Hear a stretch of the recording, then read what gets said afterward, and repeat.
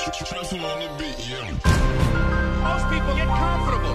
They stop growing, they stop working on themselves, they stop stretching, they stop pushing themselves, and they end up becoming very cynical about life. On YouTube, welcome back to the 24 Karat Black YouTube channel.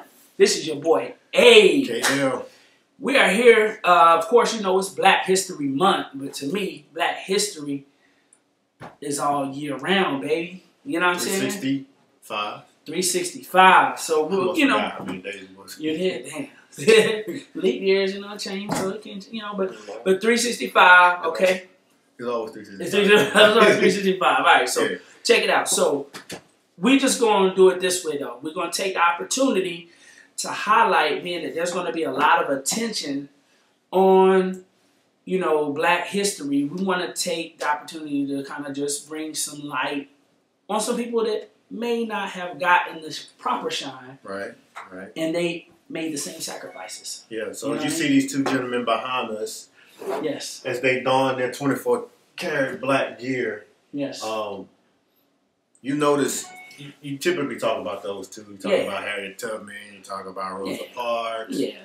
You know. Just to name a few, but we decided for the month of February that we would choose 4 different individuals that you may have heard of, some you may not, but we figured that we would shed light on some of those people. And I think moving forward, we will try to find some influential person, you Some know, of the at least, unsung heroes. at least every month that we do these. So, Yeah. But I don't think that we're going to just limit it to Black History Month. Yeah. Like the United States of America do. Yeah. Because so, you know, we make history every day. And we also feel like, you know, we learning as well as we go. So Yeah. we chose 4 people, and Yeah. it's, you know, there's facts and stuff that we didn't know. So right. we have educated ourselves as well. Right, absolutely. So, without further ado, we're going to start with the first person. This is a person that very, very, very, I guess, you know, like an underrated, unsung hero, you know, that many people don't know about. And this person's name is Claudette Colvin. Say that again, boss. Claudette Colvin. It's her name. And what I'm going to tell you, Claudette Colvin, without Claudette Colvin, there possibly could have never been a Martin Luther King, and I'll explain that later. But Claudette Colvin was a 15-year-old teenager that she lived in Montgomery, Alabama back in 1955. And she was just catching the bus, you know, like, you know, she was coming from school. It was March 2nd.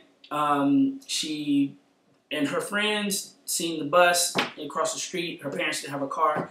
They decided to catch the bus, you know, and, you know, of course, it was segregated, you know, and there was, you know, blacks had to sit at the back of the bus, you know the story. So she got on the bus and she took a seat, her and her friends, and a white lady got on the bus, and this bus was packed.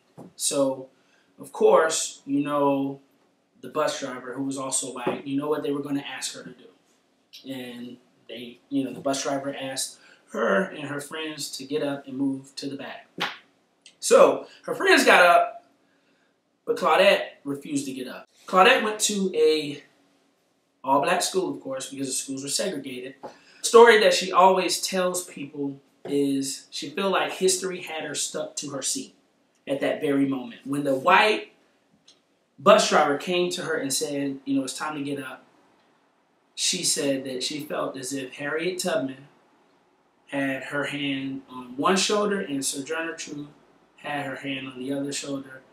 And she felt like she wasn't going to get up, and she refused. It felt like Harriet Tubman was holding me down, hands were holding me down on one shoulder, and Sojourner Truth hands were holding me down on another shoulder. And I was glued to the seat. And so basically she was before Rosa Parks, absolutely. So she was 15. She didn't know she was going to make a difference. She wasn't trying to make a difference. She was just tired. Again, it was March 2nd, coming off of what they used to celebrate was Black History Week. But in her school, it was an entire month. It was, you know, all black school, what have you. So she was fresh off of that. So she was energized. She was ready. She was ready to go. So you know, she just, after learning about these people, that she didn't want to get up. She refused. They called the police. White police officers came on, and they roughed her up, knocked her books out of her lap, got her up off of the bus, and she was, you know, she was charged officially. You know, ironically, she knew Rosa Parks very well because Rosa Parks was a head of a youth council.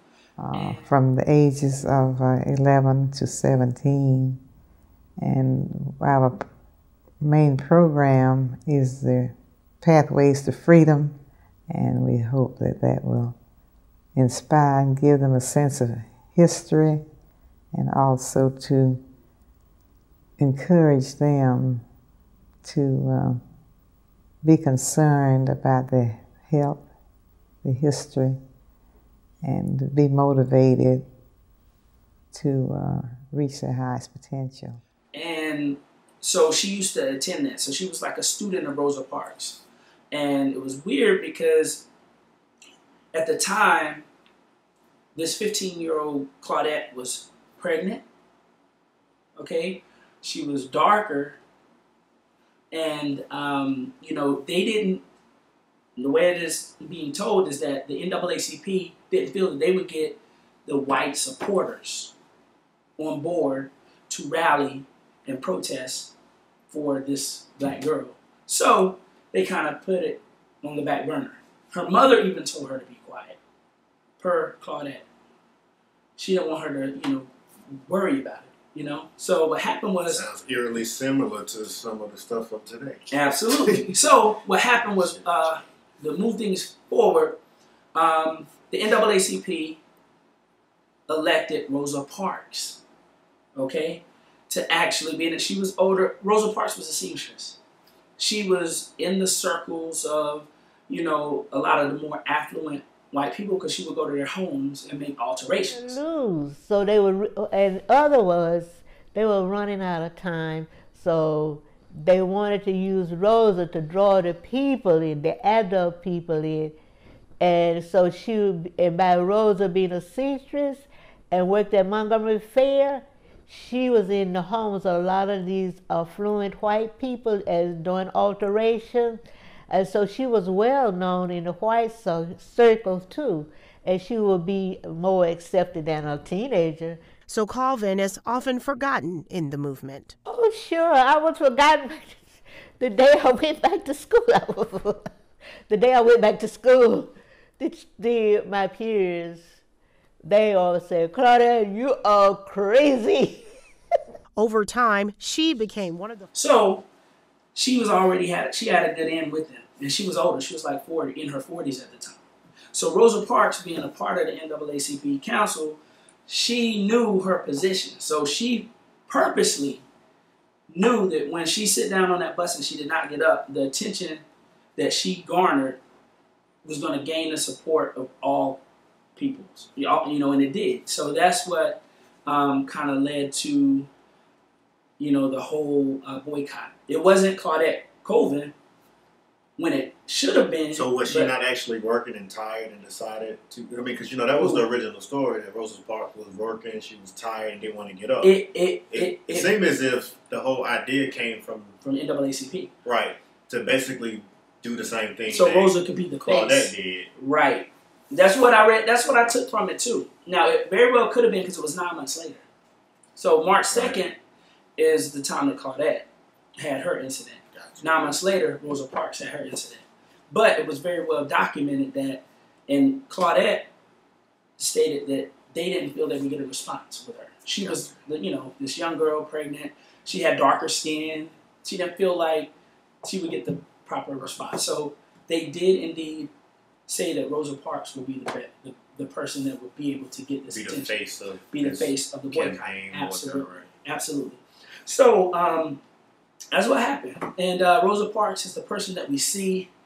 Rosa Parks is the person that, of course, when we talk about, you know, boycotting and how everything started. Now, the reason why Martin Luther King may have not ever came into play is because it was brought to his attention at the time about Claudette Colvin. Right. He knew about it, and there was something called the the Montgomery Improvement Association. Montgomery Improvement Association needed a president at the time. All of this was going on. Partnered with the NAACP, they were working together. They hired Martin Luther King to be the president of that association. And that's how he came into play. Okay? So, if it wasn't for Claudette sparking this thing, Martin Luther King may have never been called to be the face of this thing that would start the whole bus boycott in the first place. So that's interesting. Very interesting. So I encourage you guys to just do your research on it, because it is something that, you know, we all need to know about. Claudette Colvin is a very, very powerful part of the whole bus boycott movement and everything that started all of that in Montgomery, Alabama. And the even crazier part is she's still alive. Wow. Yeah, so she's still here. She's 80. Wow. Unsung heroes. Yeah, and so we can give her flowers while she's still alive. I mean, yeah, she is still alive. I think she lives in New York. So, yeah, look her up, Claudette Colvin. That is who we're highlighting this week, Black History Month. Give her flowers. Before Rosa Parks, there was Claudette Colvin. Remember the name Claudette Colvin, okay? So, yeah, that's pretty much it. You know, I didn't really know much about her. You know, so I heard of the Rosa Parks before Rosa Parks, but they didn't even really push her name like that. So Claudette Colvin. And I didn't know anything about it. That's why I sat up here and said absolutely nothing. But now you do. But now I know. But see, so now everybody, all of you guys know, and that's what 24 Karat Black is here to do. Absolutely. We want to bring you guys the knowledge and give you the information because it's deeper than fabric. And we appreciate everything. So, you know, make sure you subscribe, you like, and you share this video because, again, you can educate some people. We need to wake as many people up as we can, you know. So, Claudette Colvin, you are a hero. We are thankful. We appreciate you. And, yes, 24 Karat Black. That's it. Peace. Peace. And the other thing is that most people